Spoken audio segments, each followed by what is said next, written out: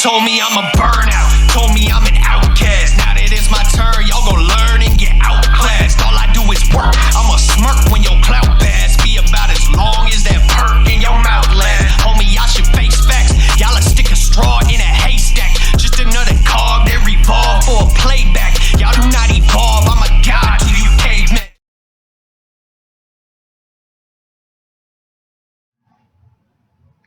Hi, this is Marcus Pulis, and this is Voluntary Visions. This week I have another forgotten freedom fighter. This is true courage, Smedley Butler. What is true courage? Is it rushing to defend your country? Is it defending your family? Is it standing up for your rights? All of these things certainly could be true. There are many traits that define a great and ethical person. Courage, will, knowledge, strength of character, and a desire for truth can all be the defining characteristics for a freedom fighter. The truth is that these powers are intrinsically connected, and Smedley Butler had them all. He was an exceptional man of peace who survived the racket known as war. Smedley Butler was born July 30th, 1881. His father was a member of the House of Representatives from the state of Pennsylvania.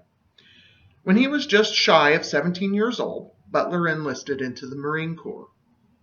After he lied about his age, he was commissioned as a second lieutenant. His military career began in the Spanish-American War. This military career would take him all over the world. In Mexico, Butler received his first of two Medals of Honor. The citation for the first medal reads, quote, "For distinguished conduct in battle, engagement of Veracruz, 22nd April, 1914. Major Butler was eminent and conspicuous in command of his battalion. He exhibited courage and skill in leading his men through the action of the 22nd and in the final occupation of the city." End quote. Again, Butler was deployed to a new post. While in Haiti, which never seems to be at peace, he received his second Medal of Honor. The citation for this reads, quote, "For extraordinary heroism in action as commanding officer of detachments from the 5th, 13th, and 23rd Companies, and the Marine and Sailor Detachment from the USS Connecticut. Major Butler led the attack on Fort Riviere, Haiti, 17 November 1915. Following a concentrated drive, several different detachments of Marines gradually closed in on the old French bastion fort in an effort to cut off all avenues of retreat for the Caco bandits. Reaching the fort on the southern side, where there was a small opening in the wall, Major Butler gave the signal to attack the Marines and the Marines from the 15th Company poured through the breach, engaged the Cacos in hand-to-hand combat, took the bastion, and crushed the Caco resistance. Throughout this perilous action, Major Butler was conspicuous for his bravery and forceful leadership." End quote. At the onset of World War I, Butler was disappointed to have not been given a combat position. Indeed, he was given a promotion to brigadier general as well as command of Camp Pontaisen. Excuse me, I don't speak French, in France. This base was a staging ground for U.S. forces. Due to his leadership, he was given even more medals, including the Army Distinguished Service Medal and the Navy Distinguished Service Medal as well. After leaving the military, Butler was not done being a hero.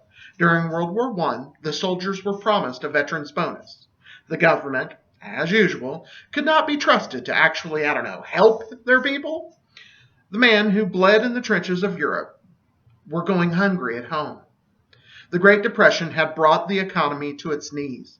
The state failed to care about these brave men. Smedley Butler again rose with his fellow men to oppose injustice, this time at the hands of his own government. In June of 1932, around 43,000 people marched on Washington. This bonus army made camp and awaited congressional action.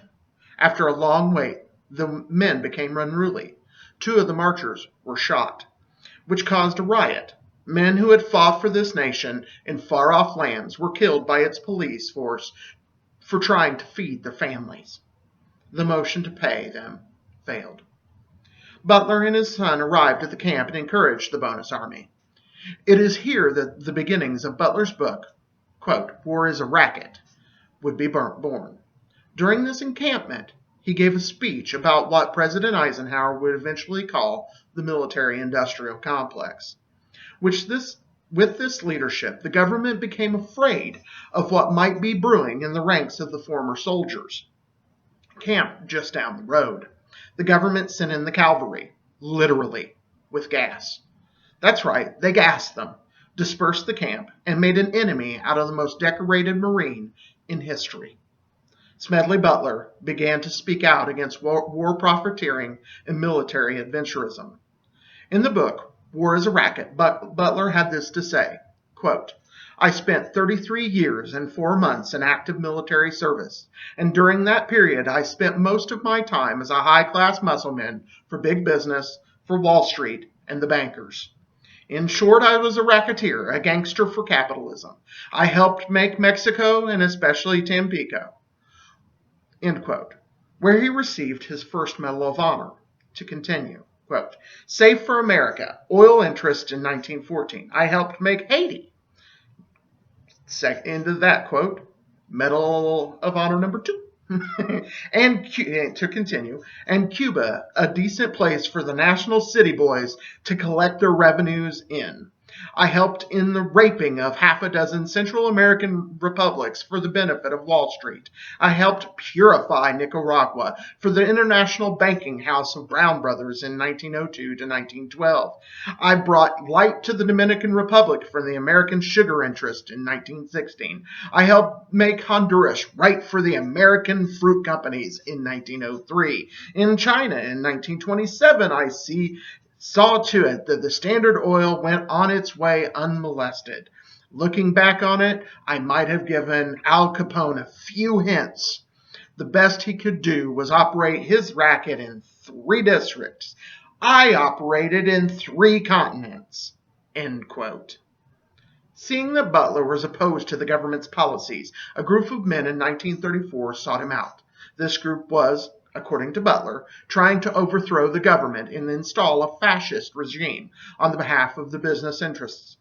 Although he certainly opposed the actions of the state, he saw that these men and their plans were no better. They had wanted to use him as a puppet for their public support while centralizing power. Smedley Butler again showed his powers and bravely stood up for what was right and appeared before Congress, blowing the whistle on this plot. We see the issue that Smedley Butler faced all around us. The corruption of the government is still on display for all of us to see. I think that sometimes the people who have been involved with war and the racket that it is are the right ones to bring the evil of war and government's use of violence and murder to light. This man was everything the U.S. government wanted in a soldier. He was a natural leader, willing to make the hard choices. It was his character to drive forward with courage for a cause he believed in.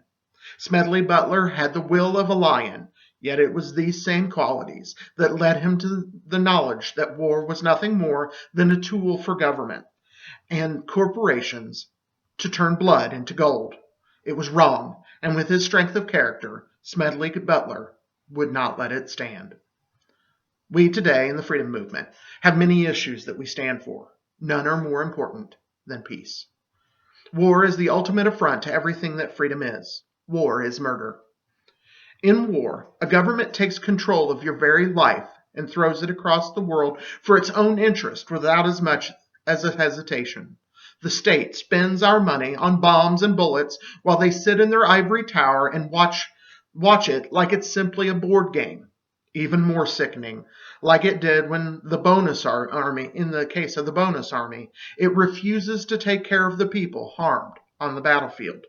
Today, we see that in the government's refusal to effectively treat PTSD and the veteran suicide epidemic with effective medications like marijuana.